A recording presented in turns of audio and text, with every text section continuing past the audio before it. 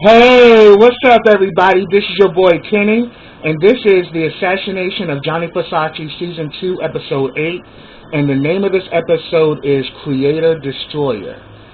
This was a good episode, and next week is the season finale, and I am so ready to see how, all of this ends, because this has been a phenomenal season.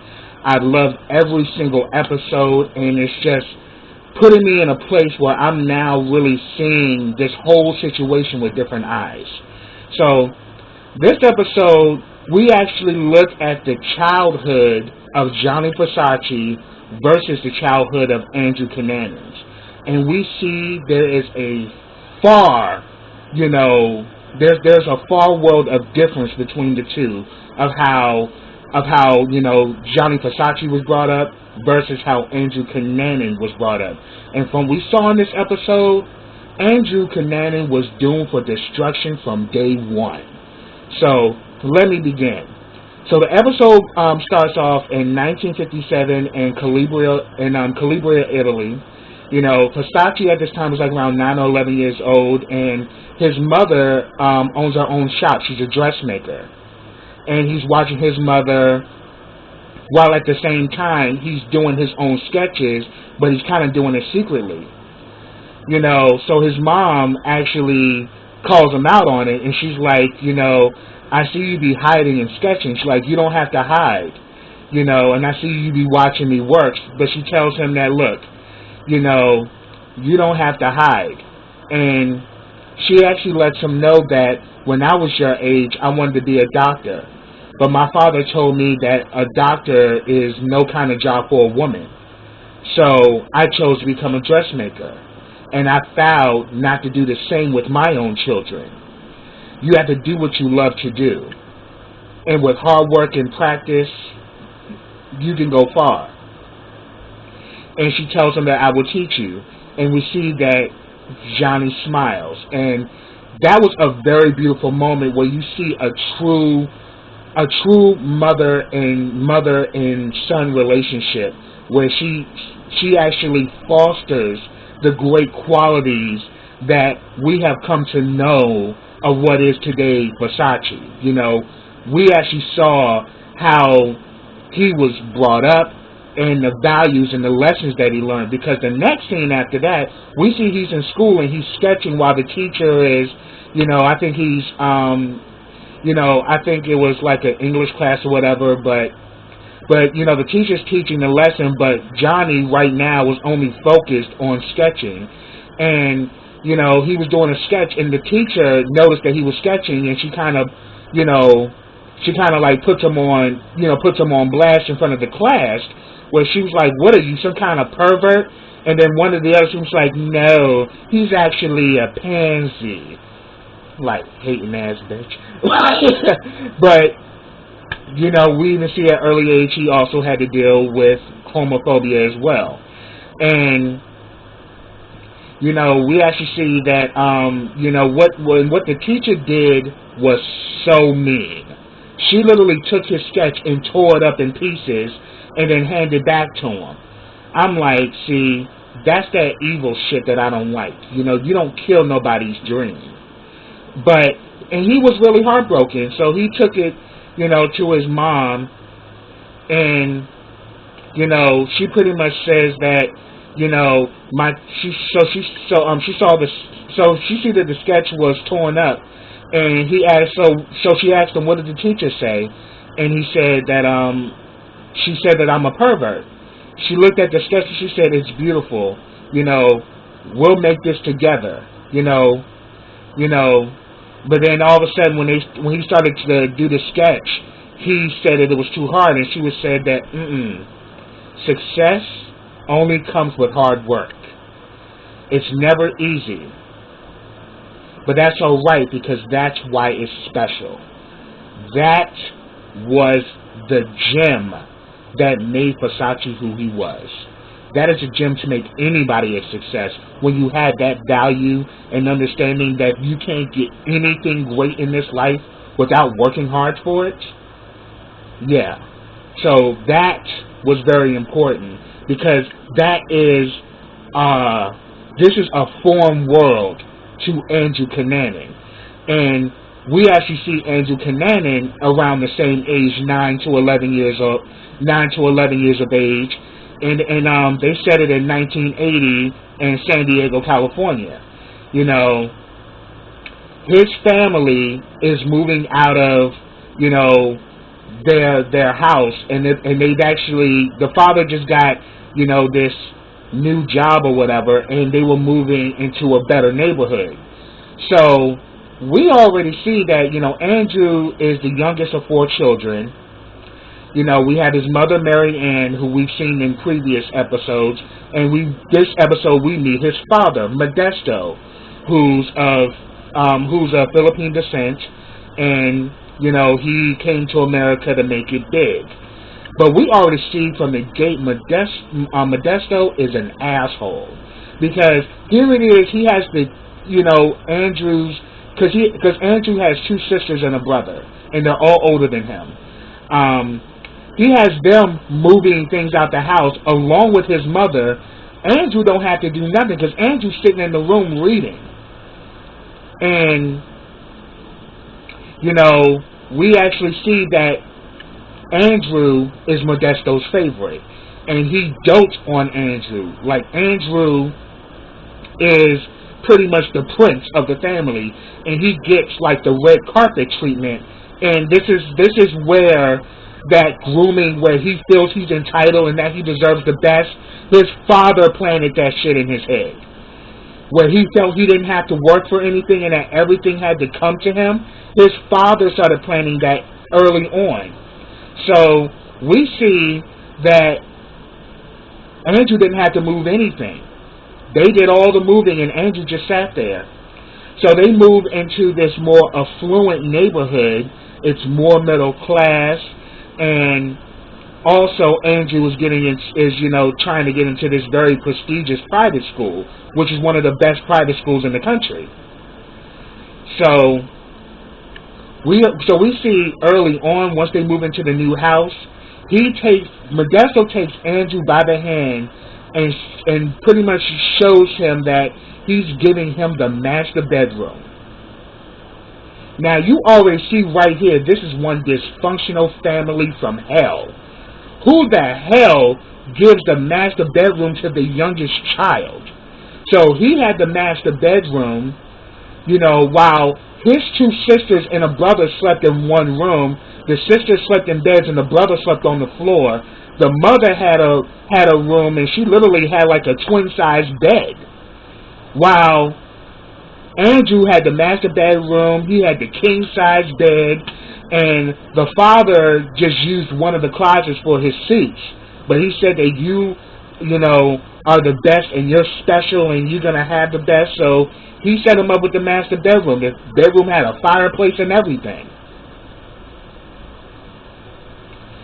And I'm just looking at this, and I'm like, see, this is why Andrew Cunanan was so destructive and why he was so psychologically damaged. Because he literally had parents who did not instill good morals and values in him. And we see the kind of person that his father is. There's no reason beyond a shadow of a doubt it explains why Andrew ended up the way he did. And why he ended up becoming, you know, a serial killer. You know, we see these seeds being planted, because we see in this episode also, his father gets a job as a stockbroker with Merrill Lynch, and he got the gift of gab. So we now know this is how Andrew Cunanan had become a stunt queen. This is the roots of a stunt queen. He got that from Daddy, because Daddy was pulling stunts out his ass. You know, he starts talking about,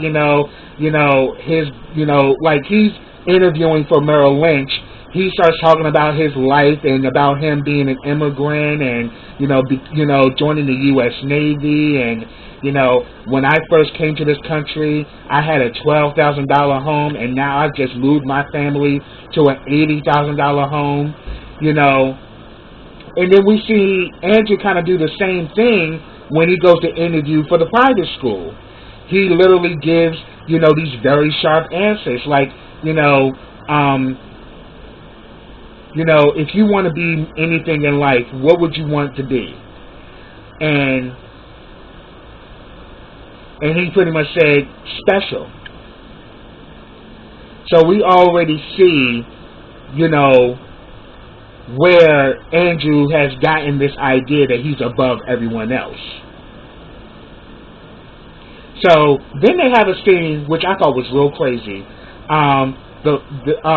Andrew and his mother come in, after she took him to the schooling, and they come home.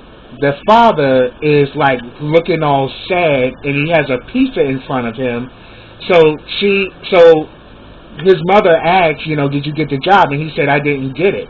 And she's like, oh, I'm so sorry, and she really is genuinely, sorry that, she really was like rooting for him. Like, I thought you were going to get it. I'm so sorry, And then all of a sudden, when Andrew goes to sit down next to him, all of a sudden he lights up and is like, I got it! I got the job! You see this pizza? We're not going to eat none of this crap anymore. We're going to have the best food. And then he brings out, this tray of lobsters, and it has like oysters and clams and all that, chocolate of caviar. So he's like, oh, we're living a good life now. And then, Mary Ann, the mother, is really excited. But then he starts flipping on her and was like, you believe that I didn't get it. And she's like, I just went by what you said. And he's like, yeah, but I wasn't telling the truth. I was lying. So you really believed that I didn't get the job. You really didn't believe that I couldn't make it. And then she goes to embrace him, and he just pushes her off. I'm like, you evil bitch. And then starts mocking her, saying like, well, maybe I need to take you back to the hospital because you know how weak your mind is. And I'm just like, you despicable piece of shit. Like, that's the mother of your children, you asshole. And literally disrespects her in front of the kids and everything. And it was just like, yo, Modesto was a piece of work. Because even when he's at work, they show the scene where he's on the phone with a stockbroker. No, I'm sorry. He is a stockbroker. I'm sorry. He's on the phone with a client trying to get them to invest in his stock. They shut him down. Because he wants to look good in front of everybody, acts like that he's still on the phone with the guy and that he's got a deal coming on. Just to kind of put on that air that he's that top dog. And we see these same traits in Andrew, where Andrew's a perpetrator. He's a stunt queen. He'll pull a stunt out his ass if it's going to get him to the next situation. And we see Modesto is the same way. And then the crazy thing that he did, Modesto, what ended up happening was that, what ended up happening is that, Andrew Cunanan ended up getting into the school. So he was really excited. Modesto was so damn excited that he literally got on his knees and started kissing his son's feet. I was like, okay, you are doing entirely too much.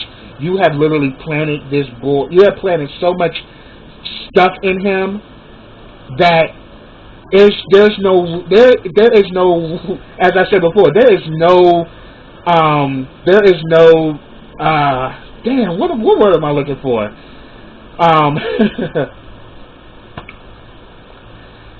Well, what I'm trying to say is that, because I'm at a loss for words, sometimes that happens when I'm on camera. Forgive me, y'all. But what I was saying is that there is really,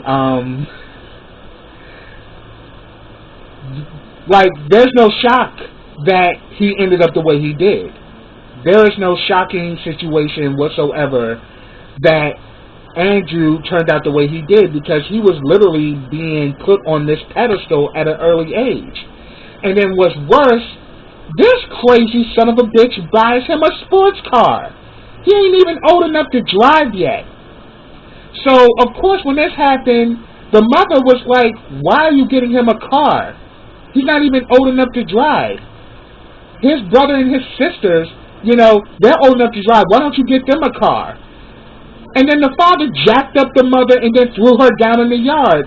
It's like, here you go again with your weak mind, speaking nonsense.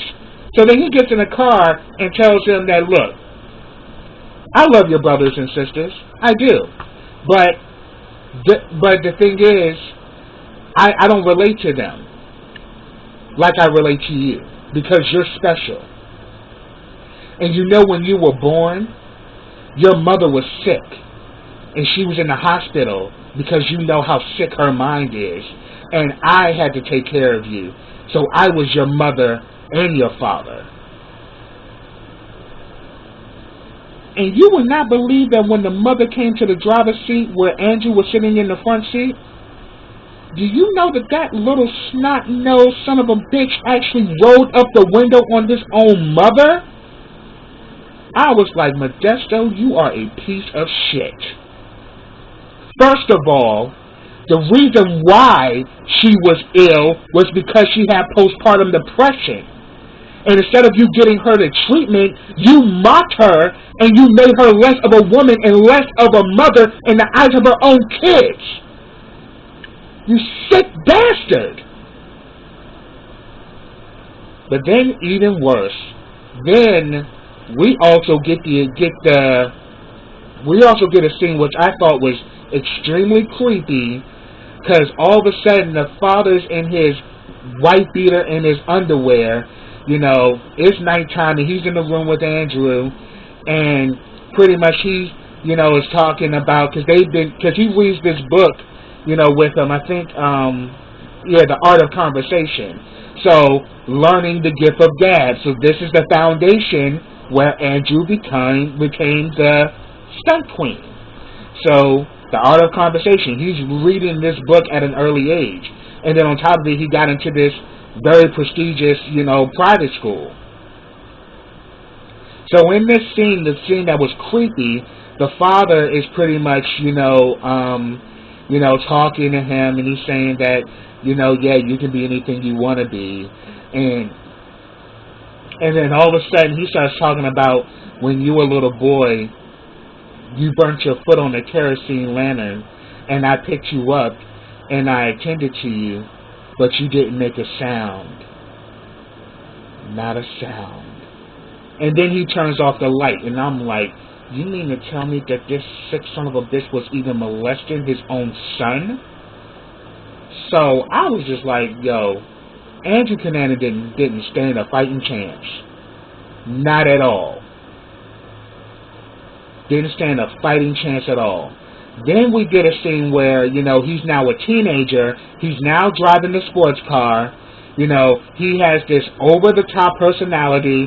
Like, he's in line, you know, it's picture day. He's in line, and he's just over-the-top talking. And some guy was like, would you shut up, fag? So he was like, she shrugs her shoulders, gets in front. You know, the infamous picture where he has his shirt open and he has like a tie. You know, the infamous picture of Andrew Cunanan. We actually see where that picture came from. You know, because so what he did is that he jumped the line, went in front. He says that, hey, if I'm gonna be gay, at least it means I'm different. It means I'm special. So hey, cover girl, put that face in your walk. And that's exactly what I got in that scene. The inner queen just came out. And he just bared his chest and was like, get me, bitches. And that's exactly what I got from that. So then we see Modesto over the years. He's now working at Merrill Lynch now. He's now working doing penny stocks. And we see that he's trying to screw over this old woman who's in her 90s. Her son clocked it, got the phone and told him, I'm coming after you, you son of a bitch. Next thing you know,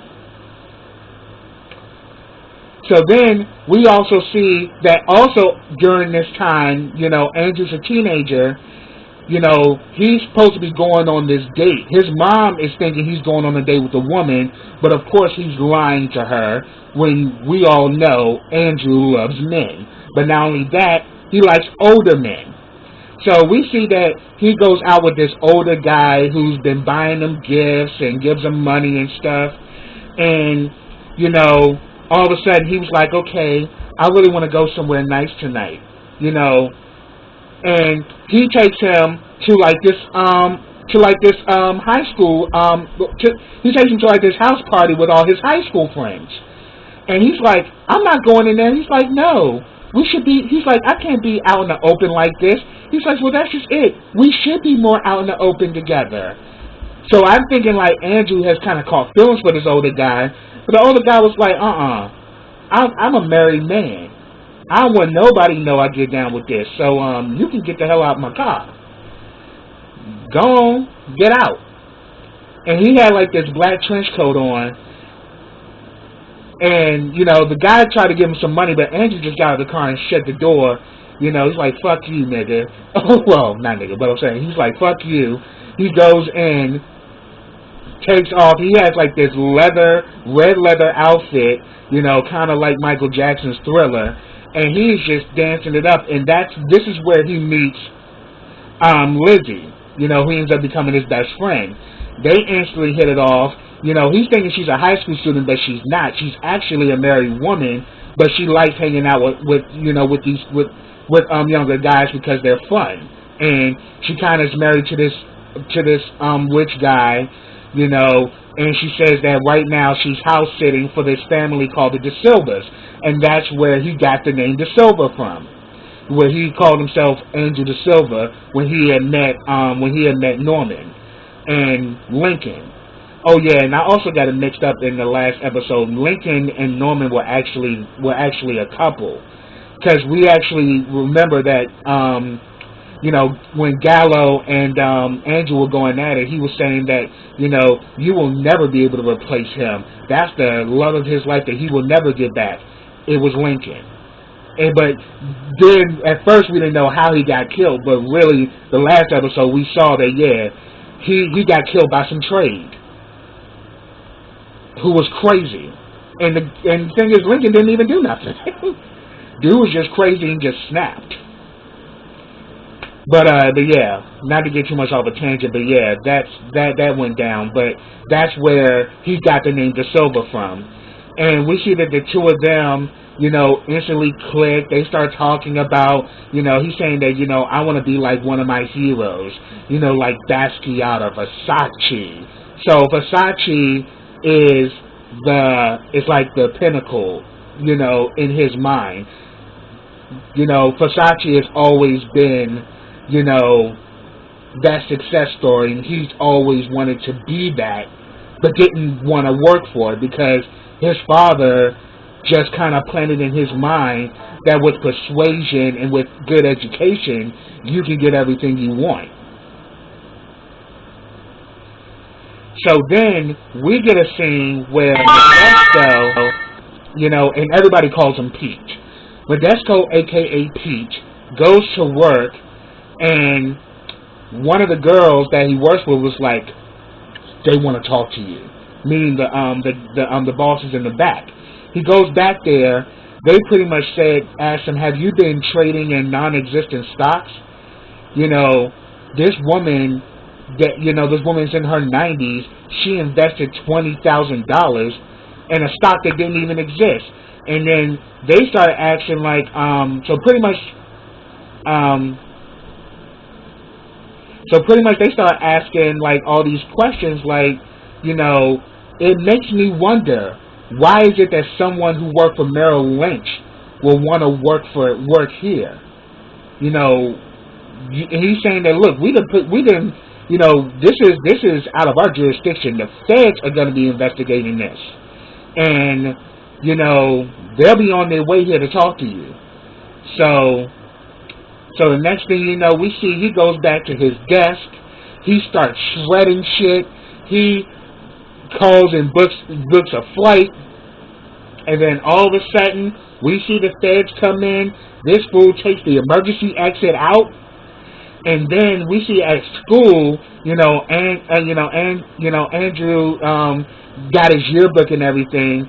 And in it, he has the infamous quote, you know, après moi deluge, which means after me the storm, or after me, destruction. So, and that's exactly what Andrew Cunanan lived out. He literally lived out that quote. And then we see that Andrew comes home driving his sports car.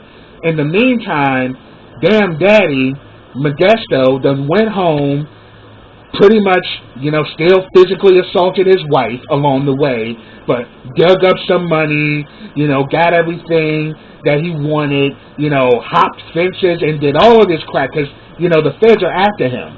And then the next thing you know,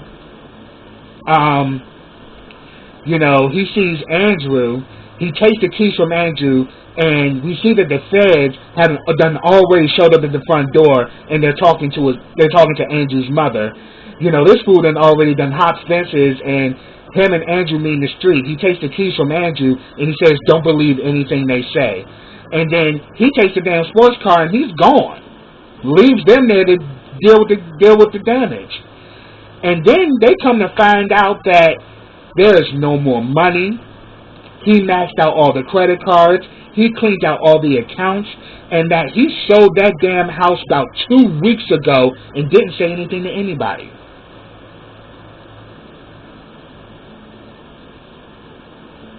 So the mother was like, he knew that they were coming for him.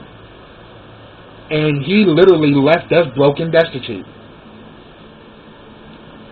So we see that Angel and his mom go back and forth about this. She said that no, what happened was that he was stealing money, and once he got caught, he fled like a rat and left us here to be poor and destitute. He's dangerous. Don't go to him. Just leave him be. He left us. He's not coming back. But Andrew, so loyal to his daddy, was like, "You don't know him. You don't know him." Next thing you know, they pretty much know that he went back to Manila in the Philippines. So Andrew actually goes there to find his dad. He goes and he goes to this somewhat nice house, and he meets I think a family member of his, but he doesn't really speak the language. But he asks about where his father is. He takes him all the way back through the swamps and everything, and he's living in a shack. And he's he's literally living like a fugitive. And the shit's crazy. So here it is, they eating pork skins and drinking beer. And Andrew is looking like, this is some low bottom shit, Dad. Where the money at? Because he's been groomed that the father's been this rich and successful person, but it's all been an act. Sound familiar? Ain't this what Andrew Cunanan been doing this whole time? Putting on an act and putting on a show for everybody? So now he realizes that his father has been doing the same thing. He literally put on an act, he's still talking about, where's the money and all that. He's saying that we still got money, but it's out of reach. And eventually he went to bed that night, but then he woke up, confronted his father, and he was like, there is no money, is there? And there's no plan. You're a liar and a thief. And he's pretty much saying, and then all of a sudden his father's like, yo, you watch your tone. I'm still your father. You will show me respect. And he said that, yeah, I lied. I cheated. Everybody cheats in the stock business. The only problem is that I stole too small. The ones who steal the most are the ones who are the most successful. The problem is that I stole too small and I didn't steal big when I should have. And then all of a sudden, Andrew was like, I can't be you. He said that, when I was in school, I tried to look you up just so I can show my friends what my dad does. And then I could not find you. You didn't exist. It wasn't real. It was not real. And then all of a sudden, he starts crying because, it's crushing that his father has built this image for him, and now he realizes that that image is not real. Oh, the father really got nasty with him. It's like, oh, you got a nerve to be crying? You're just weak like your damn mother. You know, and if you want to be honest, all of you assholes was all good when the money was coming in. You didn't care how I got it. You just wanted the money. You're not upset that I didn't do it honest. You're upset because there's no more money, and now you got to go out to go out to work with just being a little sissy boy with a sissy mind. I'm like, really, motherfucker? What? And then had the nerve to spit on him. So then you gonna spit on your own child. Then you call him a sissy boy, like, you ain't man enough, you little sissy, and, start slapping Andrew, and then Andrew grabbed his knife, like he was about to really jab it in his father. He's like, go ahead, do it, be a man for once.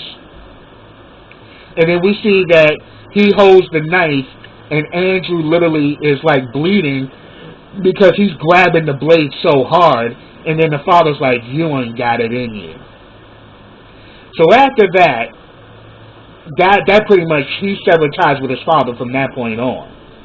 And, he just got the hell up out of there and went back to America. When he came back, they're moving everything out of the house, and, the mom is panicking. He just kind of like brushes her off, goes to the master bedroom, and just flips the fuck out because he now realizes that they are literally at the bottom. So this is when he actually goes to apply for the job at the pharmacy. The pharmacy that he was working at, making like $6 an hour. We see that he meets the owner and he fills out the application, and he's like asking questions about him, about his family and all that. And he asks him about his father, and he says his father's Filipino. He's like, oh, interesting, So it's like, is your dad still around? She's like, oh no, he's in the Philippines. And he's like, well, what does he do? And Andrew starts with the bullshit. He actually runs pineapple plantations, and we already see this is where he really takes on his father's state of mind and his father's way of getting through life. And this is exactly what he went by. So from that point on, you just knew it was going to build to be an explosion of some bullshit. And it literally, like, he literally lived that quote from his yearbook, après moi déluge, after me, destruction, because he created a lot of destruction, especially after he assassinated Gianni Versace. So that's what I have, y'all. If I missed anything, put it down in the comments. I'd love to hear from you. But subscribe to my channel. Click that bell so you get notifications every time I drop a video. Also, follow me on all of my social platforms. I have them all listed in the description box. And also, like this video, comment on this video, and share this video. And I'll be back next week. Next week is the season finale, y'all. And I can't wait to see how this ends, because this segment of American Crime Story, Ryan Murphy did a phenomenal job with this, because this was just as crazy and is just as explosive as the O.J. Simpson trial. And this is good that, Ryan Murphy is really breaking down some of the scenarios and also placing certain ideals as to what actually happened that led to Andrew Cunanan going on the killing spree that he did. So definitely I am looking forward to the finale. So until then, everybody, take care.